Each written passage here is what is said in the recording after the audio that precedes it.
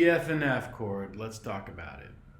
The other way to play an F chord is with a full bar chord. And this is pretty useful, but again, it's a big stretch, especially if you're new to this, because you're barring across all 6 strings, and then these 3 fingers, again, have to have that perpendicular approach to the fingerboard. So this one's pretty hard, and it takes a lot of strength to develop, and if you're cramping up, you have to be careful, because you could, strain something, I guess. So you want to be careful of that. But what we want to do is take something out of this, and what we're going to do is we're going to take that bar out of here. I'm going to put my first finger on the 2nd string 1st fret, 2nd finger on the 3rd string 2nd fret. My ring finger is going to come all the way over to the 5th string 3rd fret, and my little finger is going to tuck in here to the 4th string. So it looks like this. This is a cool F chord because now I can play my 4 inside strings. I can play my A, D, G, B strings, or my 5, 4, 3, 2. This is a great place to get to know on the instrument because it's got all the mid-range. We're ignoring the highest stuff, we're ignoring the lowest stuff. A lot of good stuff in that mid-range on the guitar. So this is an important version to learn, and I'll show you some really cool stuff we can do here in a second. But again, let's go back to the C chord, okay, and let's figure out how to get there. Take your C chord and add your little finger to the 4th string 3rd fret like this. So these 3 fingers are going to be static. This one's going to be dynamic. It's going to sound like this. You're going to get C chord, then that added little finger. You can hear the chord is starting to change, right? So it wants to be something else now. It's trying to be a little bit of that F chord, right?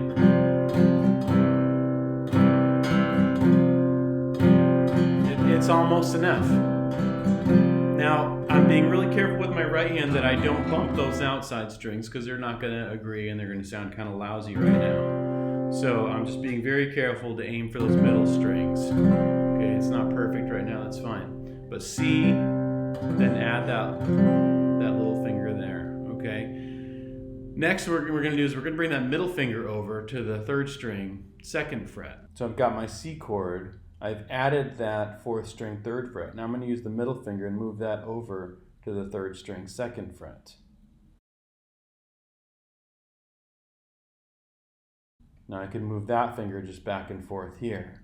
The trick here, especially as a beginner, is learning to leave fingers down. I'm leaving my index, middle, and ring, right? And then I add the pinky, and that's my first drill, leaving these 3 fingers down. My second drill is leaving those 3 fingers down while this finger moves over. We've got to get the independence of these fingers so that they learn that only one finger needs to move a lot of times. So we're just going to bounce that back and forth like that. Be careful you're not pushing down the other fingers too hard as you're doing these drills. A lot of times there's going to be a tendency to dig in your finger. Also, your fingertips are going to get a little warmed up and softer, so your calluses, if you do have calluses, even those may not save you from this. But it's also a good way to build calluses. And I'm just talking to fill time here.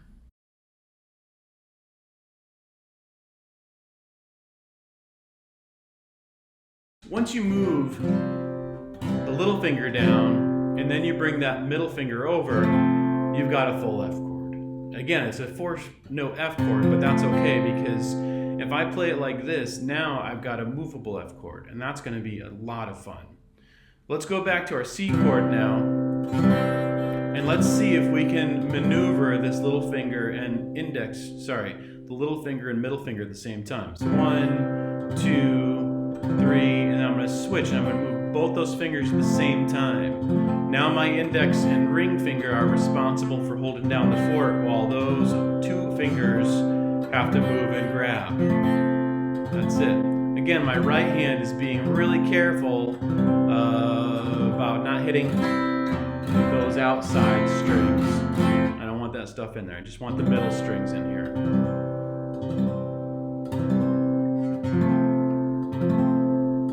Okay, that's very hard to do, especially in the beginning. It's a little easier to do than this F chord where you're combining with the bar finger as well. But the benefits of this one are crazy because what you'll see is that my index and ring finger are my anchors. So they're holding me down while I'm moving these fingers in position for the F. Now, if I ignore those outside strings, I have what's called a closed chord, and I can move this chord up the fingerboard.